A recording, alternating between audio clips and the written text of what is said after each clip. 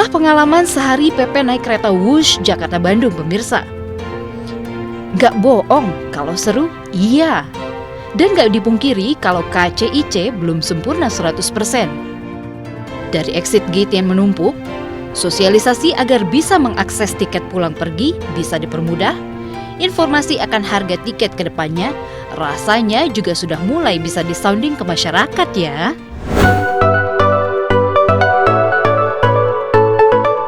Kereta cepat Jakarta-Bandung memasuki tahap uji coba kedua. Uji coba kedua kereta cepat yang diberi nama Wush ini dilakukan dari tanggal 25 September hingga 30 September mendatang. Layaknya uji coba tahap pertama, perjalanan kereta cepat Jakarta-Bandung memakan waktu 45 menit dan kecepatan hingga 350 km per jam serta melewati 4 stasiun. Antusiasme masyarakat pun tidak menurun dalam uji coba tahap kedua ini. Bangga pasti, Indonesia nggak kalah dengan negara-negara lain ya. Kebetulan saya pernah naik juga yang bullet train China, terus yang TGF juga saya ada pernah. Nggak kalah deh, pokoknya hebat Indonesia. Wah, senang banget, bangga deh Mbak, apalagi Indonesia punya kereta api cepat deh, senang banget, nggak kalah sama di luar negeri. Uji coba kereta cepat Jakarta-Bandung tahap 2 ini direncanakan akan mengangkut penumpang yang terbagi dalam 600 orang pada setiap satu kali trip keberangkatan. Pemberangkatan dilakukan pada pukul 9 pagi dan 2 siang dengan total 8 perjalanan. Antusiasme dari masyarakat ternyata tidak menurun ya. Karena pada saat kemarin pagi di tanggal 24 kami mulai membuka link pendaftaran, itu dalam waktu sekitar 2-3 jam sudah habis untuk keberangkatan Halim mulai tanggal 25 sampai dengan tanggal 30. Masih tersisa untuk keberangkatan di Tegaluar. Kereta cepat akan beroperasi pada Oktober 2023 dengan kisaran tiket seharga Rp250 hingga Rp300.000.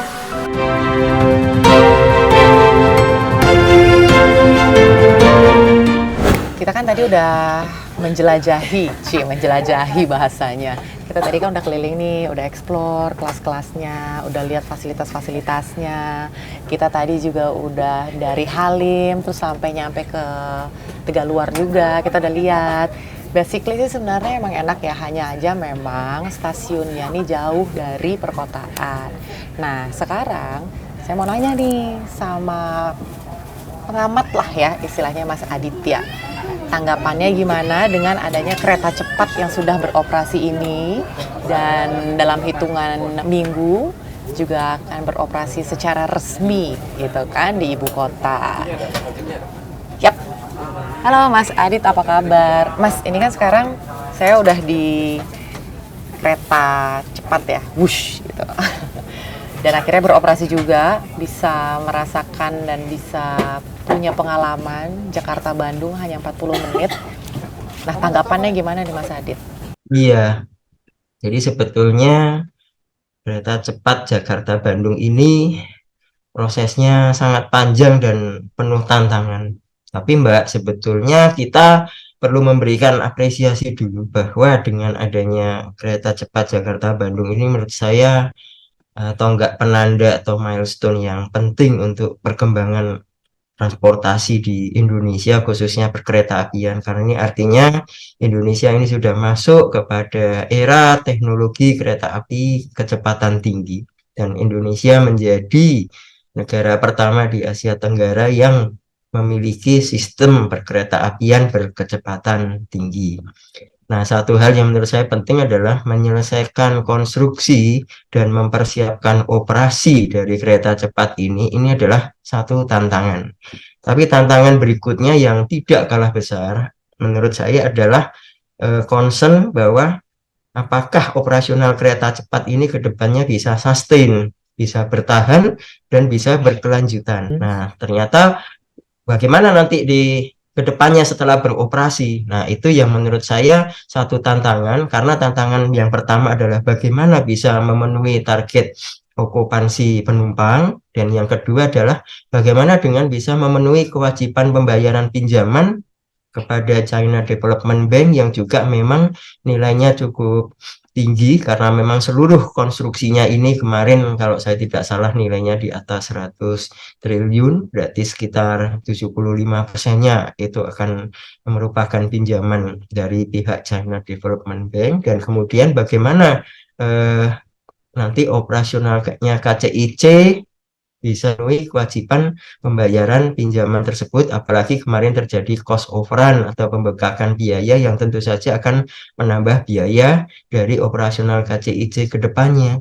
Kalau soal apa sih manfaatnya buat masyarakat dan bangsa Indonesia, saya pikir sih dari sisi benefit atau manfaat, setidaknya Indonesia sekarang sudah memiliki moda transportasi yang memang memiliki teknologi tinggi, setidaknya dari sisi teknologi keselamatan sudah pasti berteknologi keselamatan yang tinggi, mempunyai ketepatan waktu yang tinggi, mempunyai juga tingkat kenyamanan yang tinggi, dan yang penting adalah short time of travel, artinya waktu tempuhnya itu cenderung singkat karena kecepatannya tinggi dibandingkan moda angkutan yang lain.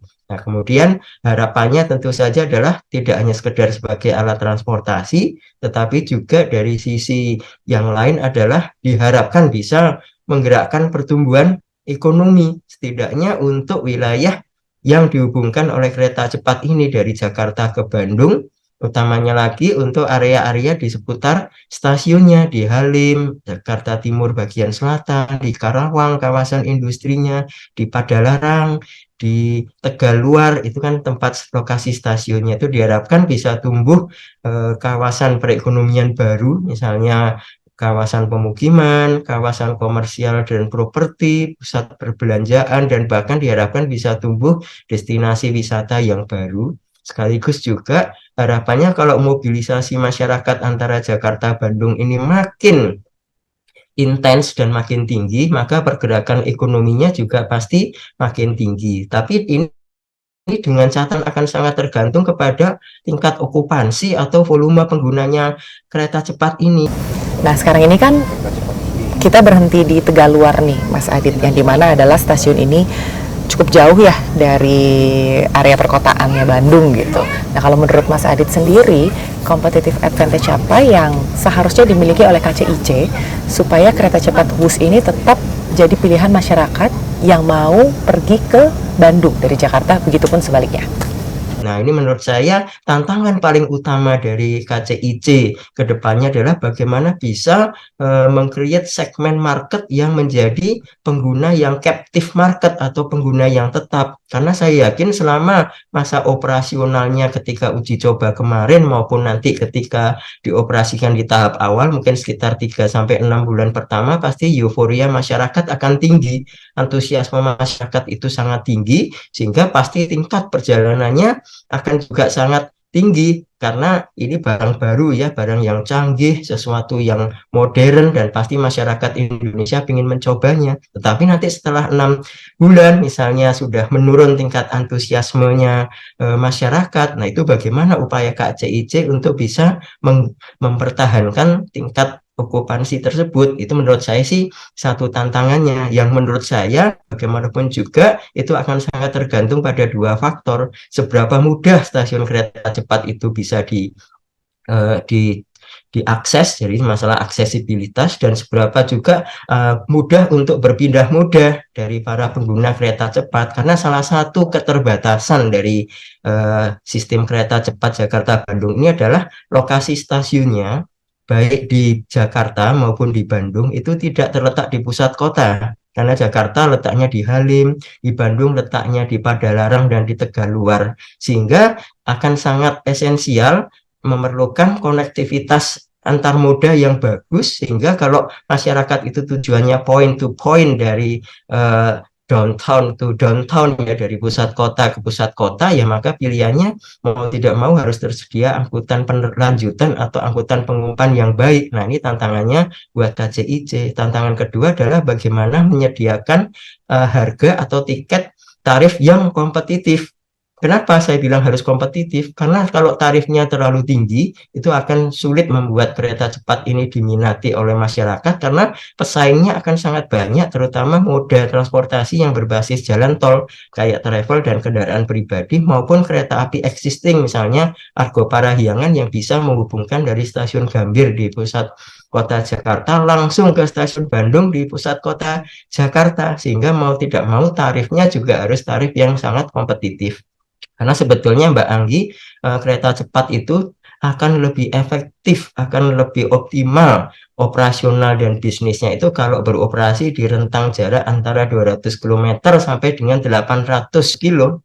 Kalau di atas 800 kilo nanti akan kompetisinya akan terlalu tinggi dengan angkutan pesawat udara. Nah, sehingga karena Jakarta Bandung itu jaraknya hanya 142 km, maka ya mau tidak mau kompetisinya itu sangat tinggi dengan head to head-nya dengan angkutan jalan tol, sehingga mau tidak mau KCIC harus menetapkan tarif yang benar-benar kompetitif. Nah, ini dilematisnya sih, kalau tarifnya terlalu tidak tertarik, kalau tarifnya terlalu rendah, pertanyaannya adalah bagaimana bisa menutupi biaya operasi ataupun nanti mengembalikan tingkat investasi ke depannya. Saya rasa itu dulu Mbak Anggi. Dan buat kita, yuk dibaca informasi yang sejelas-jelasnya. Supaya jangan sampai salah baca, belinya cuma 1 tiket pergi aja. Lupa beli tiket pulang, terus komplain gak bisa pulang. Yang pasti keberadaan KCIC ini sungguh membuat Indonesia bangga. Layak diapresiasi karena kita jadi punya pilihan alternatif akan transportasi publik mana yang mau digunakan untuk ke Bandung nantinya. Dengar-dengar ke depan akan ada kereta cepat lagi untuk ke kota lain. Nanti kita cobain lagi ya. Apa kita bareng-bareng pemirsa? Ya, sampai bertemu di Inside Story with Anggi berikutnya.